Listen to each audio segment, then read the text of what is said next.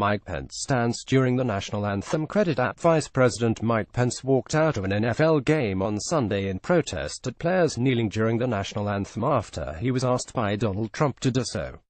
Mr. Pence, who has often gone out of his way to demonstrate loyalty to the president, was attending a game between the Indianapolis Colts and the San Francisco 49ers. Some players from the 49ers kneeled during the anthem, while some Colts wore black t-shirts with the words "We will" on the front and stand for equality, justice, unity, respect, dialogue, opportunity on the back. The players stood with their arms locked during the anthem. Robert Mathis, center, a pass rush consultant with his former team, the Indianapolis Colts, stands with players during warm-ups before an NFL football game against the Seattle Seahawks in Seattle. Credit app. He explained later on Twitter, "I left today's Colts game because the president and I will not dignify any event that disrespects our soldiers, our flag, or our national anthem. At a time when so many Americans are inspiring our nation with their courage, resolve, and resilience, now more than ever, we should rally around our flag and everything that unites us.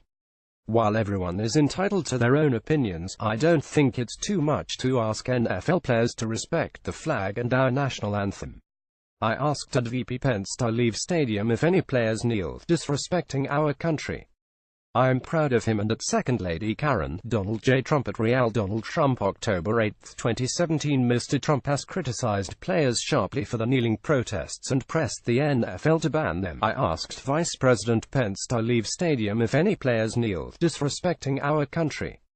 I'm proud of him." And Second Lady Karen, the U.S. President tweeted. Eric Reid, a 49ers player who began kneeling alongside Colin Kaepernick more than a year ago, called Mr. Pence's departure a PR stunt. "He knew our team has had the most players protected. He knew that we were probably going to do it again. This is what systemic oppression looks like," he said. According to NBC, a man with power comes to the game, tweets a couple of things out and leaves the game with an attempt to thwart our efforts. The kneeling protest began last year when the former San Francisco 49ers quarterback Kaepernick took a knee in response to what he saw as growing racial inequality in the U.S. He later lost his professional contract and has not played since. Several members of the visiting team knelt while the national anthem was played in Indianapolis. Credit Michael Conroy. But last month, the movement reached fever pitch after Mr. Trump attacked players during a rally in Alabama. He provoked widespread condemnation from the sport when he said, "Wouldn't you love to see one of these NFL owners? When somebody disrespects our flag, you'd say, 'Get that son of a b off the field right now.'